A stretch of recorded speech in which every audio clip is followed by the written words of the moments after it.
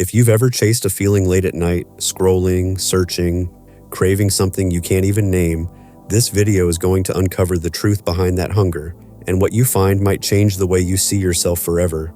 Stay with me till the end.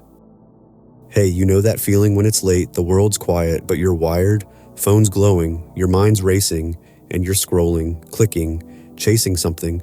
It's like your body's still, but inside there's a storm. You're not even sure what you're looking for. It's just this restless hunger pulling you deeper. It's not like you're a bad person. It's not even always about lust. It's like there's this empty spot inside you, and you're trying to fill it. You tell yourself it's just stress, just a normal urge, but deep down you know it's bigger. Even when you're in the moment, heart pounding, senses lit up, you're not really there. Your body's playing along, but your heart's checked out. And when it's done, that quiet comes back heavier with this weird guilt.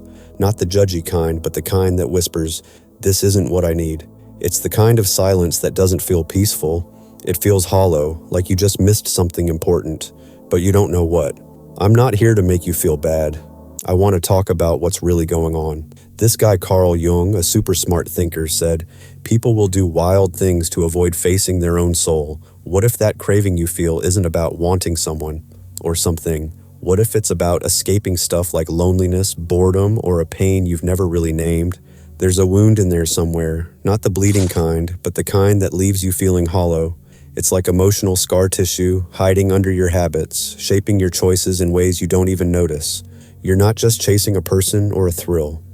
You're chasing a feeling of being seen, of being whole, of feeling like you matter, not just to others, but to yourself. Lust isn't the enemy. It's like a smoke signal from your soul, yelling, "Pay attention, something's off." You might think you're after a quick hit of pleasure, but maybe it's deeper. Maybe you're hungry for truth, for connection, for a version of you that feels alive without needing someone else to prove it. That craving might just be your spirit gasping for meaning in a world that keeps you distracted. This isn't about being weak or sinful.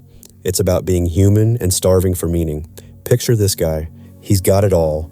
Charm, goals, a new date every week. He thinks he's just living life, chasing what feels good. But at night, when it's just him and his thoughts, he feels empty. He's next to someone who used to excite him, and there's nothing.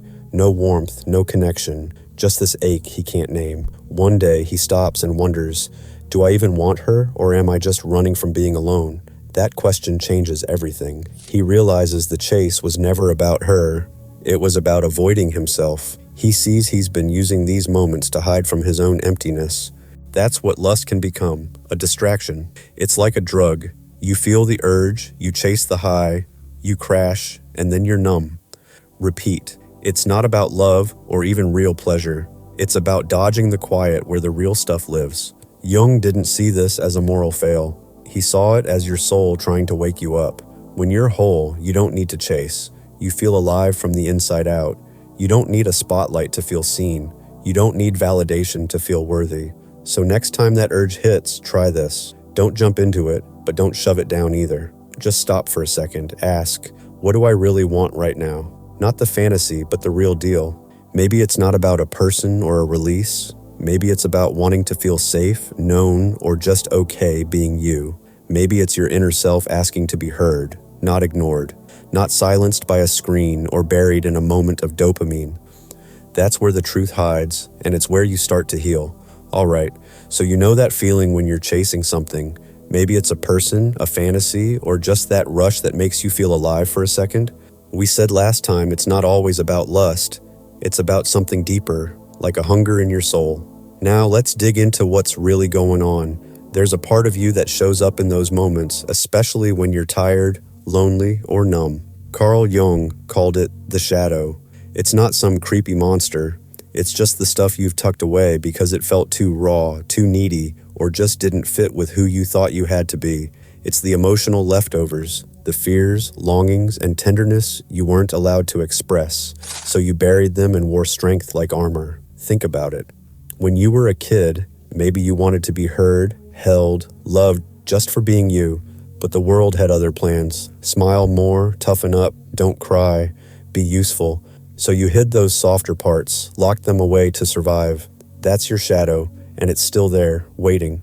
When you're scrolling late at night or chasing a thrill, it's not just your body talking. It's that hidden part of you whispering, Hey, remember me? I need to exist. You think you're after a quick hit of pleasure, but you're really longing to feel whole again. It's not just desire, it's a kind of homesickness, a deep emotional memory surfacing that says, there's a part of me I've forgotten, and I want it back. Here's where it gets wild. Jung said we'll do anything to avoid facing our soul. And what's more distracting than chasing someone or something that feels like it'll fix you, but it's a trick.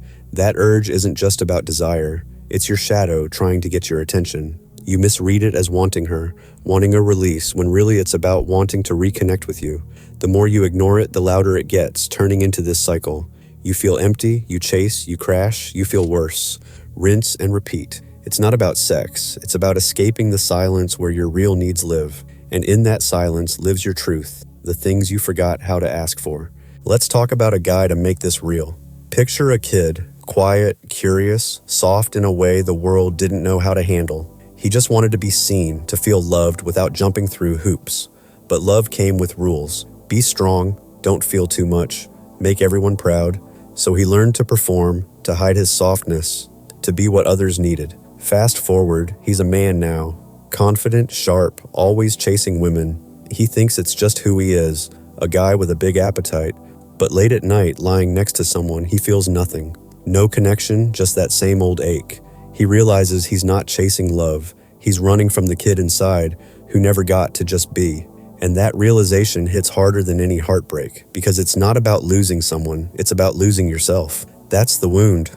Not that you want too much, but that you were taught to hide what you need. You chase desire because it feels like proof you are alive, wanted, seen, but it's a flicker, not a flame.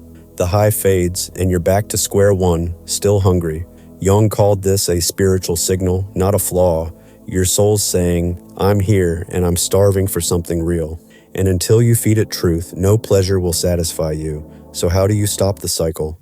You don't fight the craving or bury it in shame. You pause, you listen, you ask, what's this really about? What part of me is trying to speak? This is where Jung's idea of the anima comes in, the inner feminine, not about gender, but about softness, emotion, intuition. When you were told to toughen up, you pushed that part away. But it's still there, and when you meet someone who radiates warmth or tenderness, it wakes up. You think you're falling for her, but you're actually falling for the part of you she reminds you of, the part you forgot how to feel. That's why the craving feels so intense, almost sacred. It's not about her body, it's about your soul trying to come home. It's your inner voice saying, that softness is yours too. You just stopped claiming it. The trap is thinking she'll fix you. No one can. She might spark something, but she can't carry the weight of your unmet needs. When you don't see that, you turn her into a fantasy, and fantasies always crash. You feel betrayed when she's just human, but the real betrayal is you abandoning yourself. The fix isn't out there. It's in you. Start by noticing what she's awakening. Is it your need to feel soft, to be vulnerable, to be touched emotionally, not just physically? That's your anima calling you back. And if you ignore it, the ache won't go away. It'll just find new ways to speak. Healing starts when you stop running. Next time the urge hits, don't scroll or chase. Just sit with it. Feel the ache, the heat, the pull. Don't judge it. Ask it what it wants. Maybe it's not about a release, but about wanting to be seen, to feel safe, to stop performing. Jung called this integration, bringing your shadow into the light, not fighting it. It's about saying to that hidden part of you, I'm listening now. You don't have to scream anymore. That's when healing stops being an idea and starts becoming a relationship with yourself. Here's the big shift. You're not broken. You're not addicted to pleasure or weak. You're just disconnected from your own needs, from the kid inside who's still waiting to be loved without conditions. Lust isn't your enemy. It's a flashlight pointing to where you're hurting. So don't numb it. Don't shame it. Stay with it. Ask, what am I really hungry for? Maybe it's not a body, but a moment of being truly present with yourself. Maybe the craving isn't your flaw. It's your compass. This isn't about killing desire. It's about understanding it. When you listen to your cravings, they stop controlling you. You start to see they're not about sex, but about coming back to you, your softness, your truth, your light. You don't need to chase someone to feel whole. You just need to stop running from yourself. That's where the real journey begins. And that journey doesn't require perfection, just honesty and the courage to sit in your own presence. If this hit home, don't let it fade. There's more to explore about finding your way back to you. Subscribe to Faceless Routine for more on diving deep into your mind and soul. You're not alone in this, and you don't have to figure it out by yourself.